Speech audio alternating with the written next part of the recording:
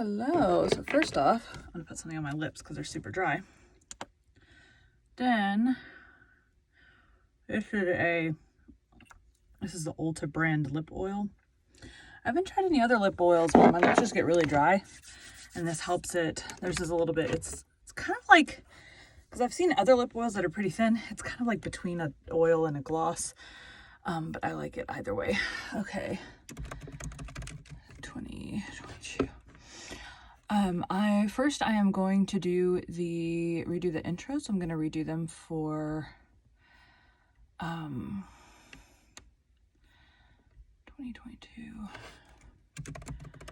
for November. Close.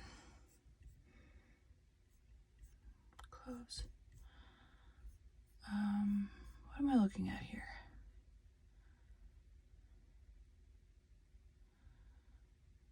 Okay.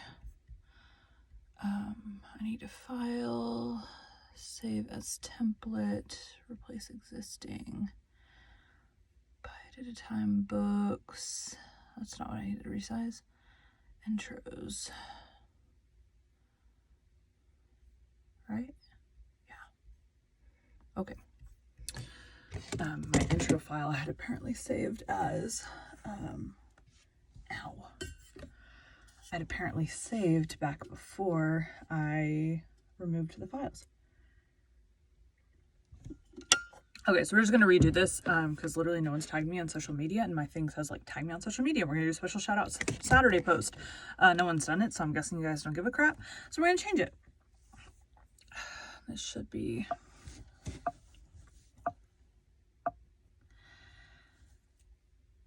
I need to zoom in. It is like zoomed all the way out. I can't tell the timestamps. There we go. Now we need to save the dang track again. Replace existing. Okay, there we go. Gotta be able to see where I'm talking.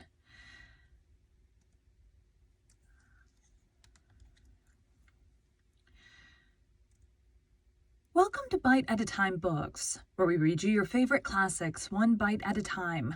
My name is Bree Carlisle, and I love to read and wanted to share my passion with listeners like you. If you like the podcast, join our Facebook group, biteatatimebooks.com/Facebook group. Be sure to follow my show on your favorite podcast platform so you get all the new episodes. You can find most of our links in the show notes, but also our website, biteatatimebooks.com, includes all of the links for our show, including to our Patreon to support the show, and YouTube, where we have special behind the narration of the episodes. We are part of the Bite at a Time Books Productions Network. If you'd also like to hear what inspired your favorite classic author to write their novels, and what was going on in the world at the time, check... Oh my god, that was a weird breath.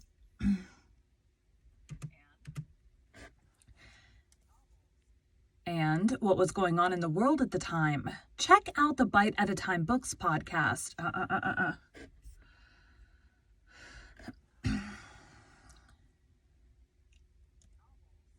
And what was going on in the world at the time, check out the Bite at a Time Books Behind the Story podcast, wherever you listen to podcasts. I have my sound going through my headphones because I'm going to start doing that from now on. All right, the outro's a lot easier. Don't forget to join our Facebook group, biteatatimebooks.com/Facebook group, to hang out with other classic novel-loving friends. You can check out the show notes or our website, biteatatimebooks.com, for the rest of the links for our show. That one's much shorter. And then both of them have the song like beforehand. Okay, now we're doing the last chapter of Frankenstein today. So let me close out of that because I don't need it now. I don't know if I need that or not. I did not have a chance to edit my files. I'm getting a new bookshelf, which was supposed to be here yesterday. And it did not come yesterday. So I did not get editing done because I was cleaning out the space where the bookshelf was supposed to be, and then it didn't come, so now I have a giant wall that's empty, and and a bunch of books in my bedroom right now so that they were out of the way so I could build the shelf. Okay, this chapter is long. I'm just going to preface that. It had like 82,000 words. Chapter 24. And then we start the next book. Frankenstein, open. Okay, so like I said, put headphones on. I was watching TikToks yesterday, and a very well-known narrator was talking about, actually it was 2 days ago I was watching, anyways, was talking about the reasons why you wear headphones while recording, so that you can kind of hear if there's any like weird noises or anything, or whatever. So I listened to it with, it looks like I have both ears on, but one is really just behind my ear. So you can hear if there's anything weird in a sound, or if your voice is suddenly weird or whatever. Also on books where you're doing character voices, you can better hear like you changing the characters. So I actually just ordered myself another set of these so that I can leave one in here and then have one where I usually edit, which is in my living room on my couch. Okay, we need to put this into presenter mode. Okay. Today we'll, hold on, by the time books. Today we'll be,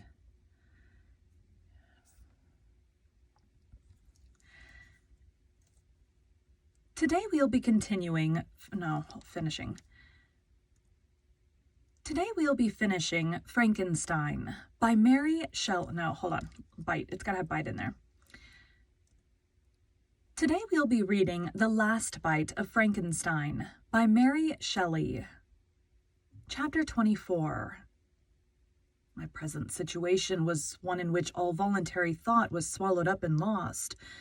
I was hurried away by fury. Revenge alone endowed me with strength and composure.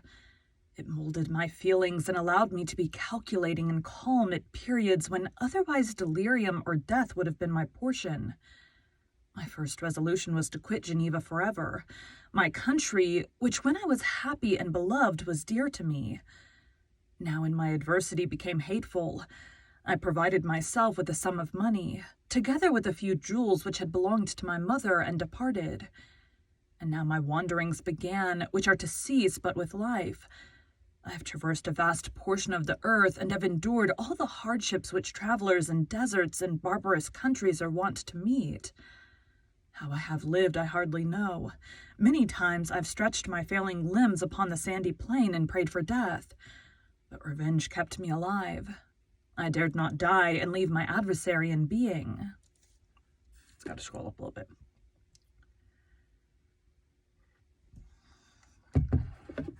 So I have the volume of the thing about it, the volume you would hear like in your head. It might be a little bit louder. I didn't want to like hurt my ears. Yesterday was the first day that I did this during audiobook narration. It's been a couple days since I did a podcast episode. When I quitted Geneva, my first labor was to gain some clue by which I might trace the steps of my fiendish enemy. But my plan was unsettled, and I wandered many hours round the confines of the town, uncertain what path I should pursue. As night approached, I found myself at the entrance of the cemetery where William, Elizabeth, and my father reposed. I entered it and approached the tomb which marked their graves. Everything was silent, except the leaves of the trees, which were gently agitated by the wind. The night was nearly dark, and the scene would have been solemn and affecting even to an uninterested observer.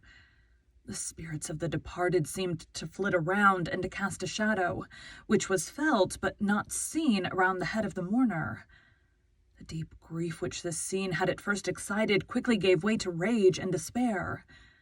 They were dead, and I lived. Their murderer also lived, and to destroy him I must drag out my weary existence. I knelt on the grass and kissed the earth with I lost my place. I knelt on the grass and kissed the... dang it. I knelt on the grass and kissed the earth, and with quivering lips exclaimed, God. I knelt on the grass and kissed the earth, and with quivering lips exclaimed, by the sacred earth on which I kneel, by the shades that wander near me, by the deep and eternal grief that I feel, I swear, and by thee, O night, and the spirits that preside over thee, to pursue the demon who caused this misery, until he or I shall perish in mortal conflict. For this purpose I will preserve my life. To execute this dear revenge will I again behold the sun and tread the green herbage of earth, which otherwise should vanish from my eyes forever. And I call on you, spirits of the dead, and on you, wandering ministers of vengeance, to aid and conduct me in my work. Let the cursed and hellish monster drink deep of agony. Let him feel the despair that now torments me. I had begun my adjuration with solemnity and awe, which almost assured me that the shades of my murdered friends heard and approved my devotion. But the furies possessed me as I concluded, and rage choked my utterance. Swallow. I was answered through the stillness of night by a loud and fiendish laugh. It rang on my ears long and heavily. The mountains re-echoed it, and I felt as if all hell surrounded me with mockery and laughter. Surely in that moment I should have been possessed by frenzy, and have destroyed my miserable existence, but that my vow was heard, and that I was reserved for vengeance. The laughter died away, when a well-known and abhorred voice, apparently close to my ear, addressed me in an audible whisper. I am satisfied, miserable wretch. You have determined to live, and I am satisfied. I darted towards the spot from which the sound proceeded, but the devil eluded my grasp. Suddenly the broad disk of the moon arose and shone full upon his ghastly and distorted shape, as he fled with more than mortal speed. I pursued him, and for many months this has been my task. Guided by a slight clue, I followed the windings of the Rhone, but vainly. The blue Mediterranean appeared, and by a strange chance I saw the fiend enter by night and hide himself in a vessel bound for the Black Sea. I took my passage in the same ship, but he escaped. I know not how. Amidst the wilds of Tartary and Russia, although he still evaded me, I have ever followed in his track. Sometimes the peasants, scared by this horrid apparition, informed me of his path. Sometimes he himself, who feared that if I lost all trace of him I should despair and die, left some mark to guide me. The snows descended on my head, and I saw the print of his huge step on the white plain. To you first entering on life, to whom care is new and agony unknown, how can you understand what I have felt and still feel? Cold, want, and fatigue were the least pains.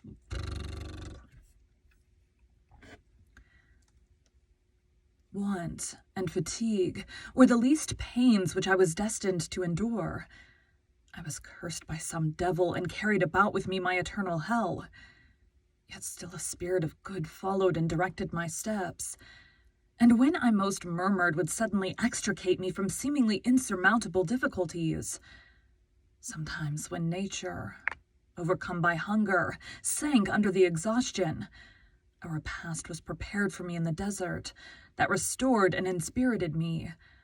The fare was indeed coarse, such as the peasants of the country ate, but I will not doubt that it was set there by the spirits that I had invoked to aid me. Often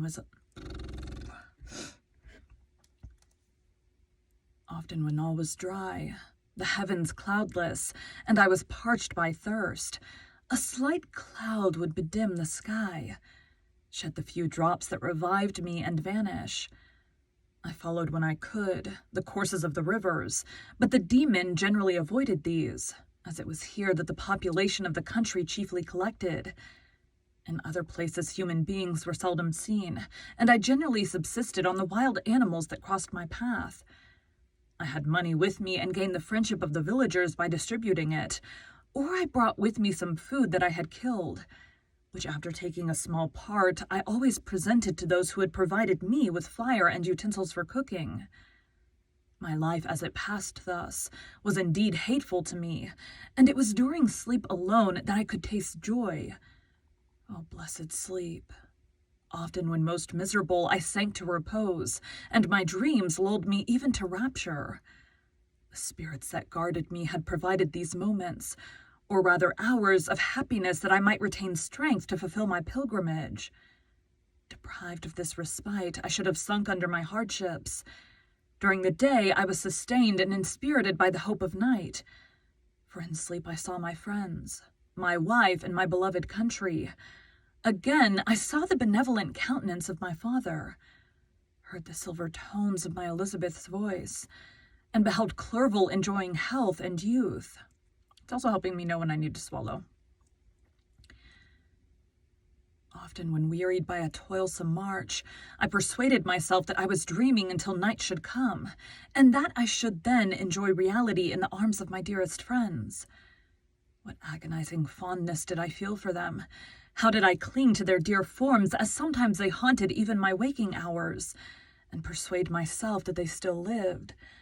At such moments, vengeance that burned within me died in my heart, and I pursued my path towards the destruction of the demon more as a task enjoined by heaven, as the mechanical impulse of some power of which I was unconscious, than as the ardent desire of my soul. What his feelings were whom I pursued, I cannot know. Sometimes, indeed, he left marks in writing on the banks of the trees, or cut in stone that guided me and instigated my fury. My reign is not yet over. These words were legible in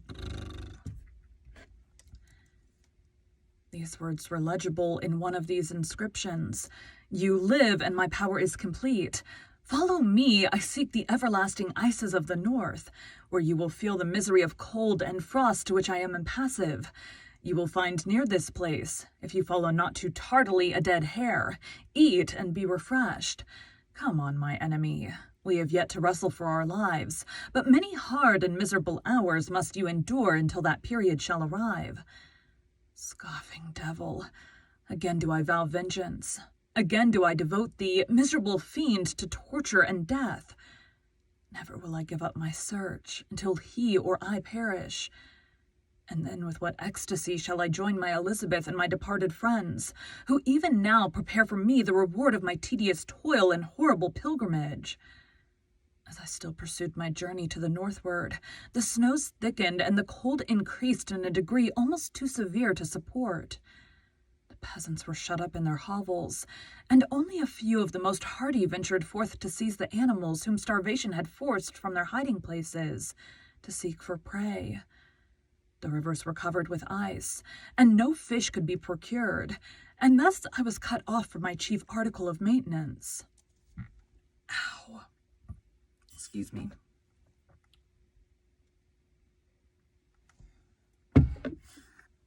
Three viruses this winter. Woo! I don't leave my house. I work from home, and I narrate from home. I leave my house to, check groceries, get groceries, whatever. That's almost it. The triumph of my enemy increased with the difficulty of my labors. One inscription that he left was in these words: Prepare, your toils only begin. Wrap yourself in furs and provide food, for we shall soon enter upon a journey where your sufferings will satisfy my everlasting hatred. My courage and perseverance were invigorated by these scoffing words. I resolved not to fail in my purpose, and calling on heaven to support me, I continued with unabated fervor to traverse immense deserts, until the ocean appeared at a distance, and formed the utmost boundary of the horizon. Oh, how unlike it was to be the blue seasons of the south. Covered with ice, it was only to be distinguished from land by its superior wildness and ruggedness. The Greeks wept for joy when they beheld the Mediterranean from the hills of Asia, and hailed with rapture the boundary of their toils. I did not weep, but I knelt down, and with a full heart thanked my guiding spirit for conducting me in safety to the place where I hoped, notwithstanding my adversary's gibe, and meet and grapple with him. Gibe, G-I-B-E, I have no idea. Following the rules of English, which are basically, there are no rules. Who knows? I before E, the E would be silent, I would be long. G is what G makes, and I homeschool my daughter. Ignore me. Some weeks before this period, I had procured a sledge and dogs, and thus traversed the snows with inconceivable speed.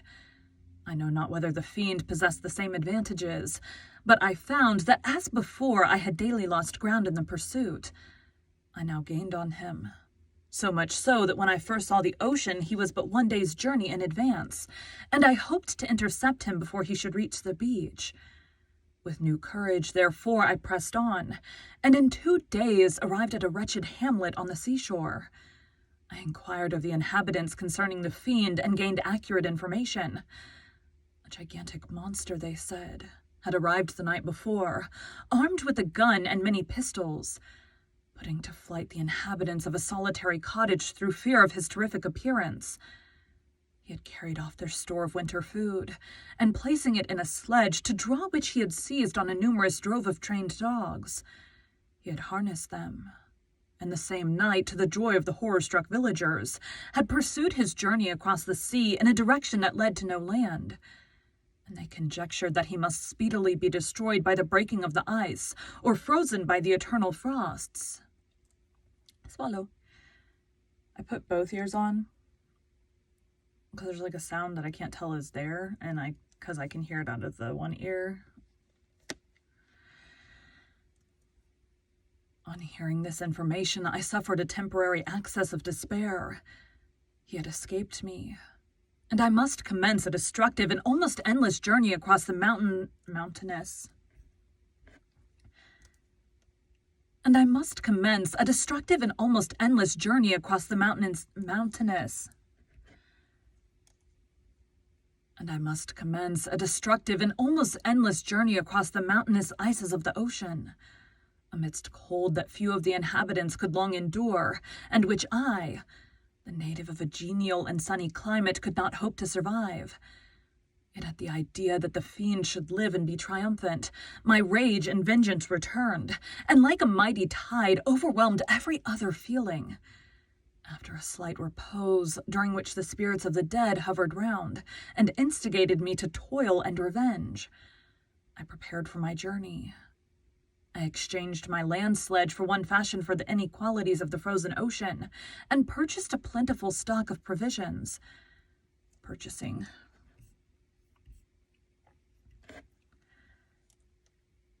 I exchanged my land sledge for one fashioned for the inequalities of the frozen ocean, and purchasing a plentiful stock of provisions, I departed from land. I cannot guess how many days have passed since then, but I have endured misery which nothing but the eternal sentiment of a just retribution burning within my heart could have enabled me to support. Immense and rugged mountains of ice often barred up my passage, and I often heard the thunder of the ground sea, which threatened my destruction. But again the frost came and made the paths of the sea secure. By the quantity of provision which I had consumed, I should guess that I had passed 3 weeks in this journey, and that the continual protraction of hope, returning back upon the heart, often wrung bitter drops of despondency and grief from my eyes. Despair had indeed almost secured her prey, and I should soon have sunk beneath this misery. Once, after the poor animals that conveyed me had with incredible toil gained the summit of a sloping ice mountain, and one, sinking under his fatigue, died, I viewed the expanse before me with anguish, when suddenly my eye caught on a dark speck upon the dusky plain. I strained my sight to discover what it could be, and uttered a wild cry of ecstasy when I distinguished a sledge and the distorted proportions of a well-known form within. Oh, with what a burning gush did hope revisit my heart! Warm tears filled my eyes, which I hastily wiped away that they might not intercept the view I had of the demon. But still my sight was dimmed by the burning drops, until, giving way to the emotions that oppressed me, I wept aloud.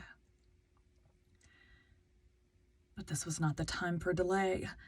I disencumbered the dogs of their dead companion, gave them a plentiful portion of food, and after an hour's rest, which was absolutely necessary, and yet which was bitterly irksome to me, I continued my route.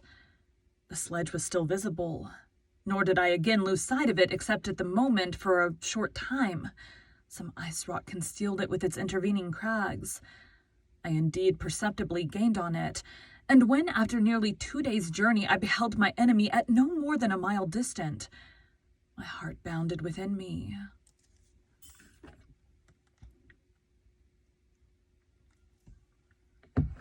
For 15 minutes of audio, I think this one's going to end up about 45. But now, when I appeared almost within grasp of my foe, my hopes were suddenly extinguished, and I lost all trace of him more utterly than I had ever done before. A ground sea was heard, the thunder of its progress, as the waters rolled and swelled beneath me, became every moment more ominous and terrific.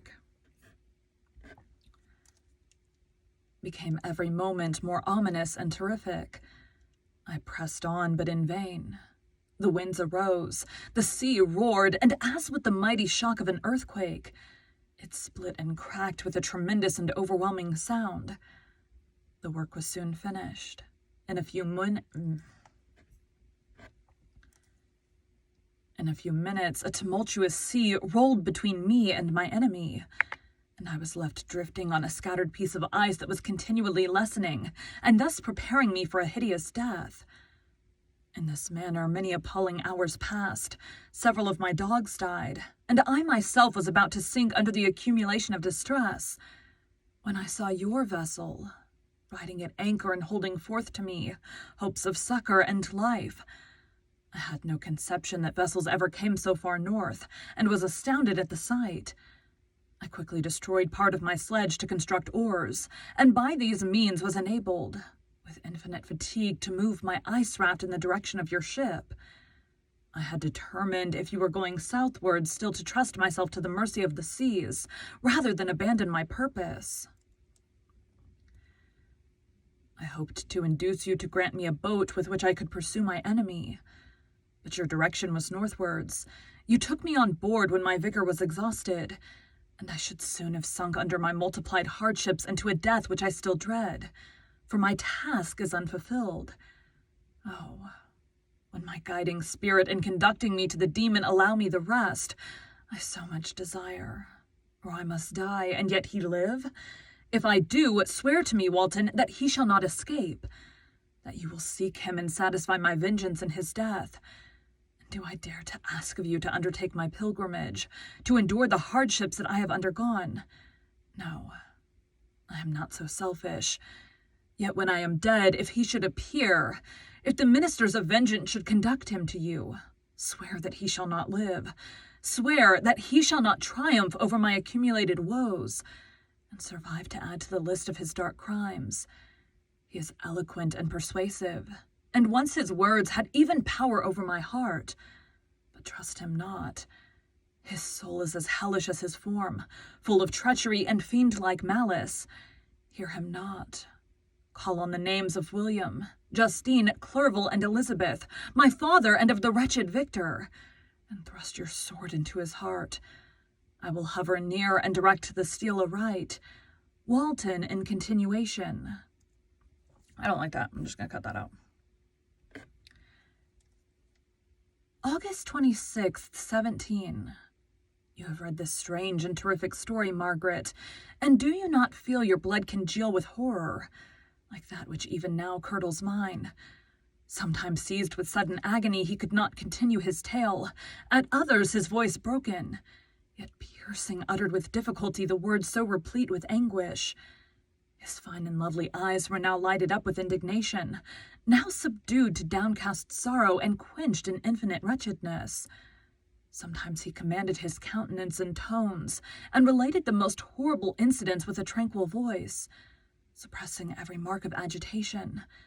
Then, like a volcano bursting forth, his face would suddenly change to an expression of the wildest rage, as he shrieked out imprecations of his persecutor. His tale is connected and told with an appearance of the simplest truth, yet I own to you that the letters of Felix and Safie, which he showed me, and the apparition of the monster seen from our ship, brought to me a greater conviction of the truth of his narrative than his asseverations, however earnest and connected. Such a monster has then really existence. I cannot doubt it, yet I am lost in surprise and admiration. Sometimes I endeavored to gain from Frankenstein the particulars of his creature's formation, but on this point he was impenetrable. "Are you mad, my friend?" said he. "Or whither does your senseless curiosity lead you? Would you also excuse me. Would you also create for yourself in the world a demoniacal enemy? Peace, peace. Learn my miseries and do not seek to increase your own." Frankenstein discovered that I made notes concerning his history. He asked to see them and then himself corrected and augmented them in many places, but principally in giving the life and spirit to the conversations he held with his enemy. "Since you have preserved my narration," said he, "I would not that a mutilated one should go down to posterity. Thus has a week passed away, while I have listened to the strangest tale that ever imagination formed. My thoughts and every feeling of my soul have been drunk up by the interest for my guest, which this tale and his own elevated and gentle manners have created. I wish to soothe him. Yet can I counsel one so infinitely miserable, so destitute of every hope of consolation to live? Oh no. The only joy that he can now know will be when he composes his shattered spirit to peace and death. Yet he enjoys one comfort, the offspring of solitude and delirium. He believes that when in dreams he holds converse with his friends and derives from that communion consolation for his miseries, or excitements to his vengeance, that they are not the creations of his fancy, but the beings themselves who visit him from the regions of a remote world. This faith gives a solemnity to his reveries that render them to me almost as imposing and interesting as truth. Our conversations are not always confined to his own history and misfortunes. On every point of general literature he displays unbounded knowledge and a quick and piercing apprehension. His eloquence is forcible and touching, nor can I hear him when he relates a pathetic incident or endeavors to move the passions of pity or love without tears. What a glorious creature must he have been in the days of his prosperity, when he is thus noble and godlike in ruin. He seems to feel his own worth and the greatness of his fall. "When younger," said he, "I believed myself destined for some great enterprise.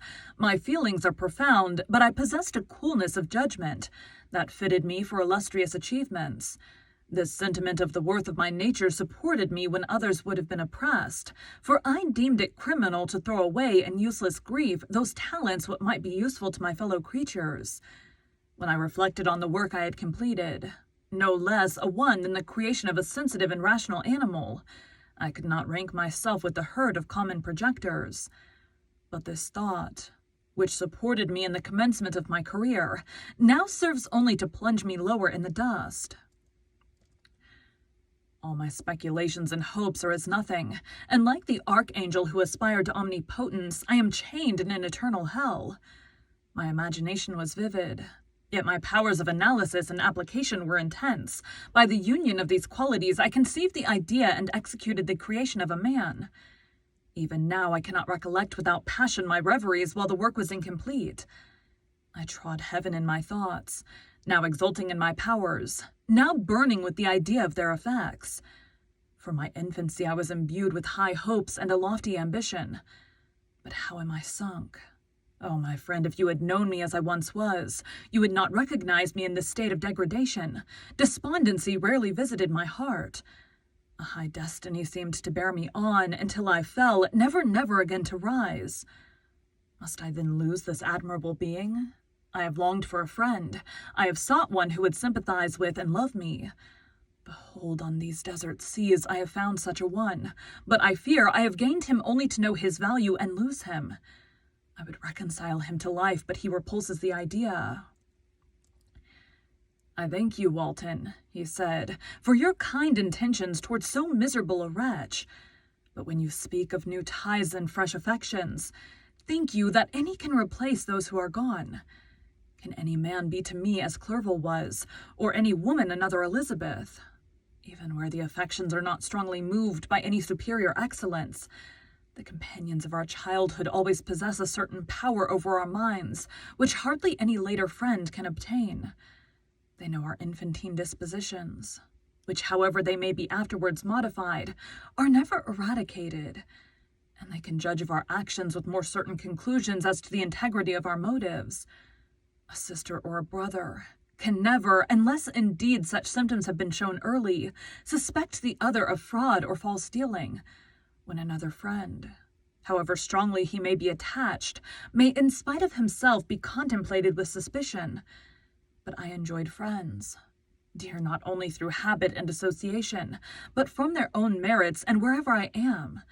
The soothing voice of my Elizabeth and the conversation of Clerval will be ever whispered in my ear. They are dead, and but one feeling in such a solitude can persuade me to preserve.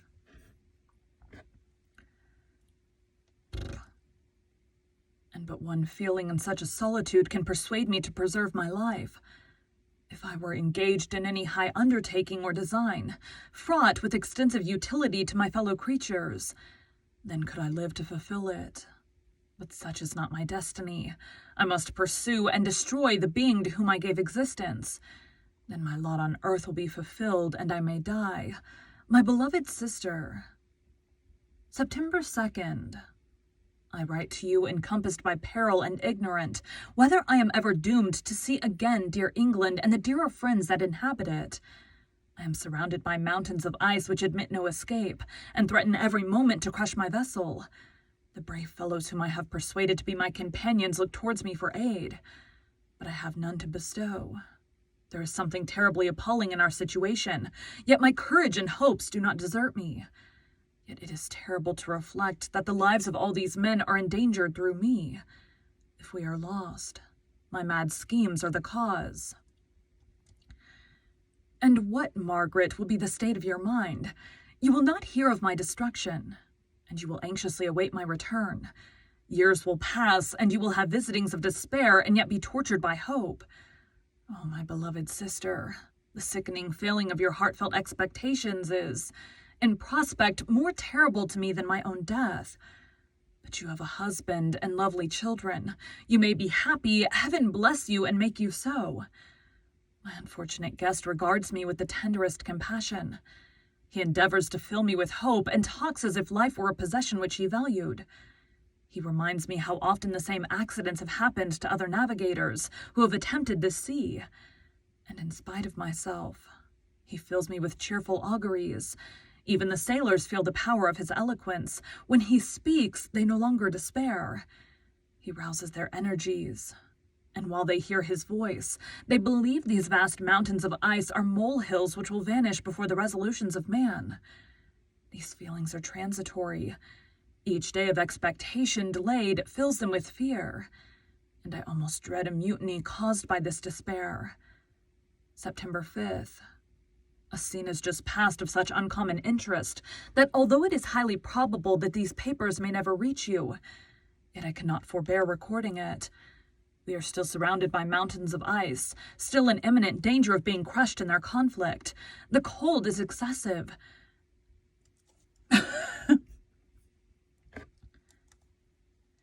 And many of my unfortunate comrades have already found a grave amidst this scene of desolation. Frankenstein has daily declined in health. A feverish fire still glimmers in his eyes, but he is exhausted, and when suddenly roused to any exertion, he speedily sinks again into apparent lifelessness. I mentioned in my last letter the fears I entertained of a mutiny. This morning, as I sat watching the wan of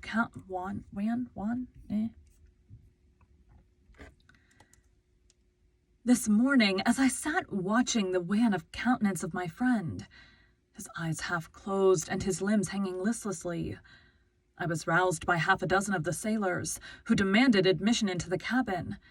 They entered, and their leader addressed me. He told me that he and his companions had been chosen by the other sailors to come in deputation to me and make a requisition which, in justice, I could not have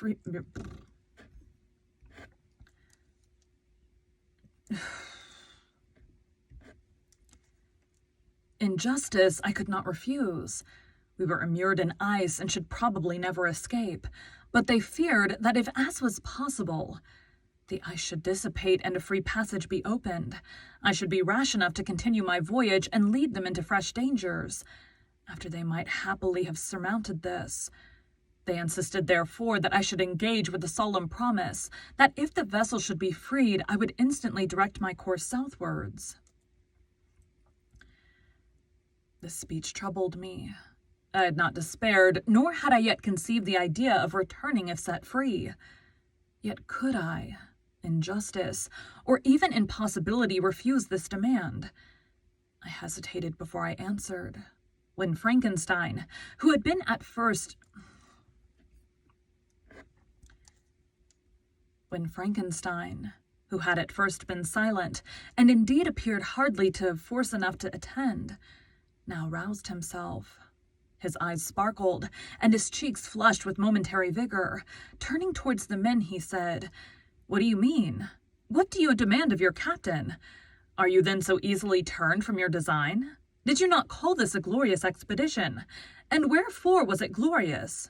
Not because the way was smooth and placid as a southern sea, but because it was full of dangers and terror, because at every new incident your fortitude was to be called forth, and your courage exhibited, because danger and death surrounded it, and these you were to brave and overcome, for this was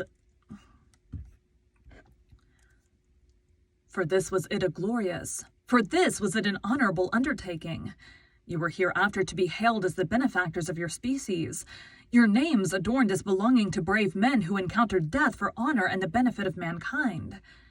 And now behold, with first imagination of danger, or if you will, the first mighty and terrific trial of your courage, you shrink away and are content to be handed down as men who had not strength enough to endure cold and peril.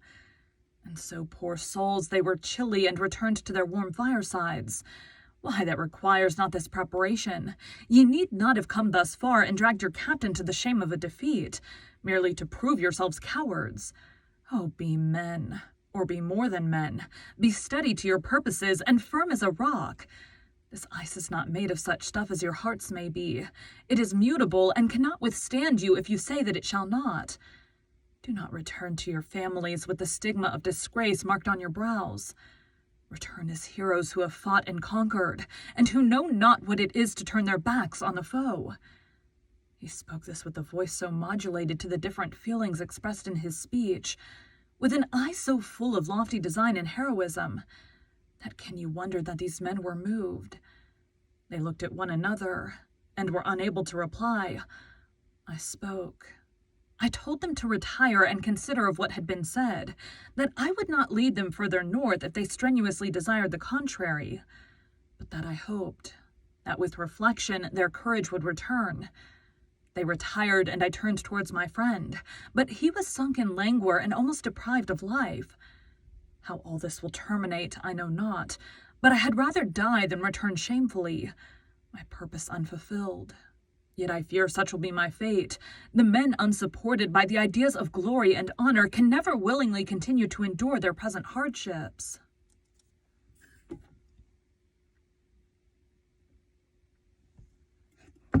"31 minutes in. September 7th. The die is cast. I have consented to return if we are not destroyed. Thus are my hopes blasted by cowardice and indecision. I come back ignorant and disappointed. It requires more philosophy than I possess to bear this injustice with patience. September 12th. It is past. I am returning to England. I have lost my hopes of utility and glory. I have lost my friend. But I will endeavor to detail these bitter circumstances to you, my dear sister. And while I am wafted towards England and towards you, I will not despond. September 9th, the ice began to move, and roarings like thunder were heard at a distance as the island split and cracked in every direction. We were in the most imminent peril. But as we could only remain passive, my chief attention was occupied by my unfortunate guest, whose illness increased in such a degree that he was entirely confined to his bed. The ice cracked beneath us. The ice cracked behind us and was driven with force towards the north. A breeze sprang from the west, and on the 11th, the passage towards the south became perfectly free. When the sailors saw this and that their return to their native country was apparently assured, a shout of tumultuous joy broke from them, loud and long continued. Frankenstein, who was dozing, awoke and asked the cause of the tumult. "They shout," I said, "because they will soon return to England. Do you, then, really return? Alas, yes. I cannot withstand their demands. I cannot lead them unwillingly to danger, and I must return. Do so if you will. But I will not. You may give up your purpose, but mine is assigned to me by heaven, and I dare not. I am weak, but surely the spirits who assist my vengeance will endow me with sufficient strength. Saying this, he endeavored to spring from the bed, but the exertion was too great for him. He fell back and fainted. It was long before he was restored, and I often thought that life was entirely extinct. At length he opened his eyes. He breathed with difficulty and was unable to speak. The surgeon gave him a composing draught and ordered us to leave him undisturbed. In the meantime, he told me that my friend had certainly not many hours to live. His sentence was pronounced, and I could only grieve and be patient. I sat by his bed, watching him. His eyes were closed, and I thought he slept. But presently he called to me in a feeble voice, and bidding me come near, said, "Alas, the strength I relied on is gone. I feel that I shall soon die, and he, my enemy and persecutor, may still be in being. Think not, Walton, that in the last moments of my existence, I feel that burning hatred and ardent desire of revenge I once expressed. But I feel myself justified in desiring the death of my adversary. During these last days, I have been occupied in examining my past conduct, nor do I find it blamable. In a fit of enthusiastic madness, I created a rational creature, and was bound towards him to assure, as far as was in my power, his happiness and well-being. This was my duty. But there was another still paramount to that. My duties towards the beings of my own species had greater claims to my attention, because they included a greater proportion of happiness or misery. Urged by this view, I refused, and I did right in refusing to create a companion for the first creature. He showed unparalleled malignity and selfishness and evil. He destroyed my friends. He devoted to destruction beings who possessed exquisite sensations, happiness, and wisdom. Nor do I know where this thirst for vengeance may end. Miserable himself that he may render no other wretched, he ought to die. The task of his destruction was mine, but I have failed. When actuated by selfish and vicious motives, I asked you to undertake my unfinished work, and I renew this request now, when I am only induced by reason and virtue. Yet I cannot ask you to renounce your country and friends to fulfill this task. And now that you are returning to England, you will have little chance of meeting with him. But the consideration of these points, and the well-balancing of what you may esteem your duties, I leave to you. My judgment and ideas are already disturbed by the near approach of death. I dare not ask you to do what I think right, for I may still be misled by passion. That he should live to be an instrument of mischief disturbs me. In other respects, this hour, when I momentarily expect my release, is the only happy one which I have enjoyed for several years. The forms of the beloved dead flit before me, and I hasten to their arms. Farewell, Walton. Seek happiness and tranquility, and avoid ambition, even if it be only the apparently innocent one of distinguishing yourself in science and discoveries. Yet why do I say this? I have myself been blasted in these hopes, yet another may succeed. His voice became fainter as he spoke, and at length, exhausted by his effort, he sank into silence. About half an hour afterwards, he attempted again to speak, but was unable. He pressed my hand feebly, and his eyes closed forever, while the irradiation of a gentle smile passed away from his lips. Margaret, what comment can I make on the untimely extinction of this glorious spirit? What can I say that will enable you to understand the depth of my sorrow? All that I should express would be inadequate and feeble. My tears flow. My mind is overshadowed by a cloud of disappointment, but I journey towards England, and I may there find consolation. I am interrupted. What do these sounds portend? It is midnight. The breeze blows fairly, and the watch on deck scarcely stir. Again there is a sound as of a human voice, but hoarser. It comes from the cabin where the remains of Frankenstein still lie. I must arise and examine. Good night, my sister. Great God, what a scene has just taken place! I am yet dizzy with the remembrance of it. I hardly know whether I shall have the power to detail it. Yet the tale which I have recorded would be incomplete without this final and wonderful catastrophe. I entered the cabin where lay the remains of my ill-fated and admirable friend. Over him hung a form which I cannot find words to describe, gigantic in stature, yet uncouth and distorted in its proportions. As he hung over the coffin, his face was concealed by long locks of ragged hair, but one vast hand was extended, in color and apparent texture like that of a mummy. When he heard the sound of my approach, he ceased to utter exclamations of grief and horror, and sprung towards the window. Never did I behold a vision so horrible as his face, of such loathsome yet appalling hideousness. I shut my eyes involuntarily and endeavored to recollect what were my duties with regard to this destroyer. I called on him to stay. He paused, looking on me with wonder, and again turning towards the lifeless form of his creator. He seemed to forget my presence, and every feature and gesture seemed instigated by the wildest rage of some uncontrollable passion. "That is also my victim," he exclaimed. "In his murder my crimes are consummated. The miserable series of my being is wound to its close. Oh, Frankenstein, generous and self-devoted being, what does it avail that I now ask thee to pardon me? I, who irretrievably destroyed thee by destroying all thou lovedst. Alas, he is cold. He cannot answer me." His voice seemed suffocated, and my first impulses, which had suggested to me the duty of obeying the dying request of my friend in destroying his enemy, were now suspended by a mixture of curiosity and compassion. I approached this tremendous being. I dared not again raise my eyes to his face. There was something so scarring and unearthly in his ugliness. I attempted to speak, but the words died away on my lips. The monster continued to utter wild and incoherent self-reproaches. At length I gathered my resolution to address him in a pause of the tempest of his passion. Hopefully just 5 minutes to go.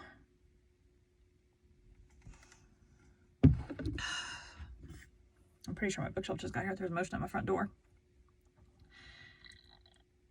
"Your repentance," I said, "is now superfluous. If you had listened to the voice of conscience and heeded the stings of remorse before you had urged your diabolical vengeance to this extremity, Frankenstein would yet have lived." "And do you dream?" said the demon.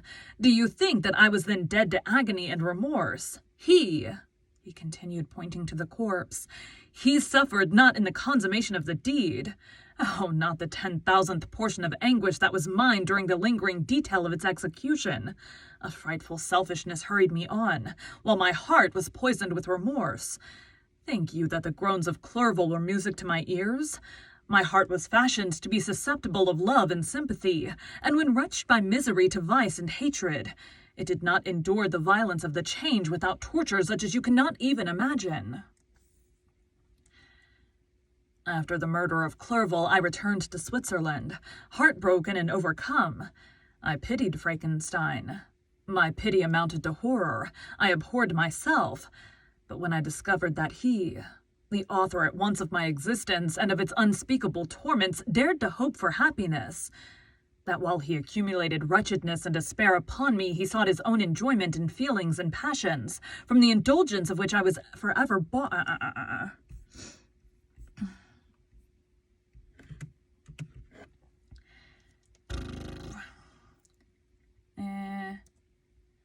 that while he accumulated wretchedness and despair, upon me he sought his own enjoyment in feelings and passions from the indulgence of which I was forever barred. Then impotent envy and bitter indignation filled me with an insatiable thirst for vengeance. I recollected my threat and resolved that it should be accomplished. I knew that I was preparing for myself a deadly torture, but I was the slave, not the master, of an impulse which I detested yet could not disobey. Yet when she died, nay, then I was not miserable. I had cast off all feeling, subdued all anguish, to riot in the excess of my despair. Evil thenceforth became my good. Urged thus far, I had no choice but to adapt my nature to an element which I had willingly chosen. The completion of my demoniacal design became an insatiable passion. And now it is ended. There is my last victim." I was at first touched by the expression of his misery. Yet when I called to mind what Frankenstein had said of his powers of eloquence and persuasion, and when I again cast my eyes on the lifeless form of my friend, indignation was rekindled within me. "Wretch," I said, "it is well that you come here to whine over the desolation that you have made. You throw a torch into a pile of buildings, and when they are consumed, you sit among the ruins and lament the fall. Hypocritical fiend! If he whom you mourn still lived, still would he be the object. Again would he become the prey of your accursed vengeance. It is not pity that you feel. You lament only because the victim of your malignity is withdrawn from your power." "Oh, it is not thus, not thus," interrupted the being. "Yet such must be the impression conveyed to you by what appears to be the purport of my actions. Yet I seek not a fellow feeling in my misery. No sympathy may I ever find. When I first sought it, it was the love of virtue, the feelings of happiness and affection with which my whole being overflowed, that I wished to participate. But now that virtue has become to me a shadow, and that happiness and affection are turned into bitter and loathing despair, in what should I seek for sympathy? I am content to suffer alone while my suffering shall endure. When I die, I am well satisfied that abhorrence and opprobrium should load my memory. Once my fancy was soothed with dreams of virtue, of fame, and of enjoyment. Once I falsely hoped to meet with beings who, pardoning my outward form, would love me for the excellent qualities which I was capable of unfolding. I was nourished with high thoughts of honor and devotion. But now crime has degraded me beneath the meanest animal. No guilt, no mischief, no malignity, no misery can be found comparable to mine. When I run over the frightful catalogue of my sins, I cannot believe that I am the same creature whose thoughts were once filled with sublime and transcendent visions of the beauty and the majesty of goodness. But it is even so. The fallen angel becomes a malignant devil, yet even that enemy of God and man has friends and associates in his desolation. I am alone. You who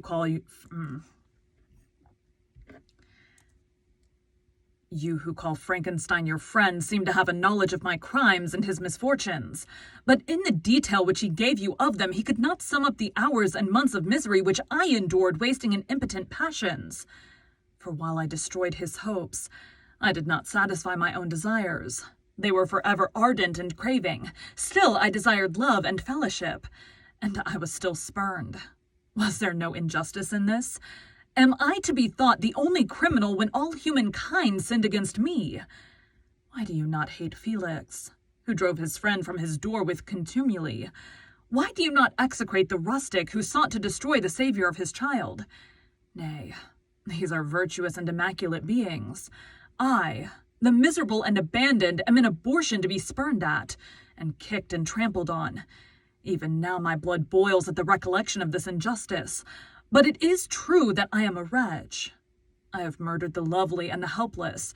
I have strangled the innocent as I slept and grasped to death his throat who has never injured me or any other living thing.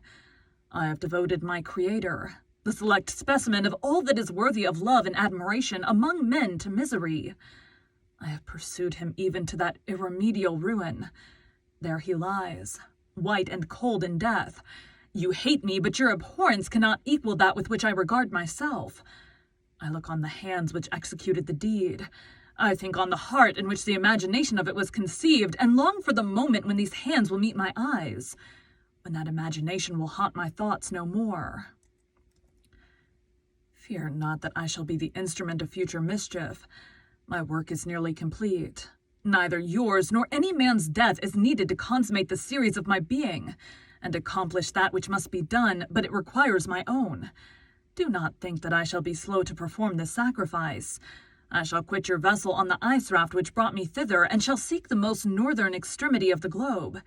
I shall collect my funeral pile and consume to ashes this miserable frame, that its remains may afford no light to any curious and unhallowed wretch who would create such another as I have been.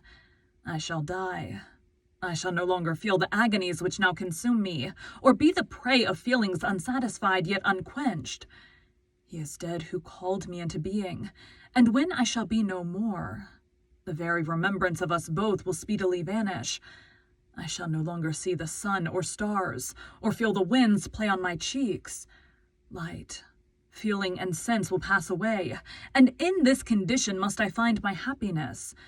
Some years ago, when the images which the world affords first opened upon me, when I felt the cheering warmth of summer and heard the rustling of the leaves and the warbling of the birds, and these were all to me, I should have wept to die. Now it is... I should have wept to die. Now it is my only consolation, polluted by crimes and torn by the bitterest remorse. Where can I find rest but in death? Farewell, I leave you, and in you the last of humankind whom these eyes will ever behold. Farewell, Frankenstein. If thou wert yet alive and yet cherished a desire of revenge against me, it would be better satiated in my life than in my destruction. But it was not so. Thou didst see... Thou didst seek my extinction, that I might not cause greater wretchedness. And if yet in some mode unknown to me thou hadst not ceased to think and feel, thou wouldst not desire against me a vengeance greater than that which I feel. Blasted as thou wert, my agony was still superior to thine, for the bitter sting of remorse will not cease to rankle in my wounds until death shall close them forever. But soon, he cried with sad and solemn enthusiasm, I shall die, and what I now feel be no longer felt. Soon these burning miseries will be extinct. I shall ascend my funeral pile triumphantly and exult in the agony of the torturing flames. The light of the conflagration will fade away. My ashes will be swept into the sea by the winds. My spirit will sleep in peace. Or if it thinks, it will not surely think thus. Farewell. He sprang from the cabin window as he said this, upon the ice raft which lay close to the vessel. He was soon borne away. There's a noise in the thing. He was soon borne away by the waves and lost in darkness and distance. Thank you for joining Bite at a Time Books today, while we read a bite of one of your favorite classics. Again, my name is Bree Carlisle, and I hope you come back tomorrow for the first bite of The Phantom of the Opera. I have to look up how to say Phantom of the Opera's name because I don't know. Now I'm hot. Yeah, that was, well, that's saying 30 minutes, but it's longer than that. It was almost 50 minutes. Thanks, guys.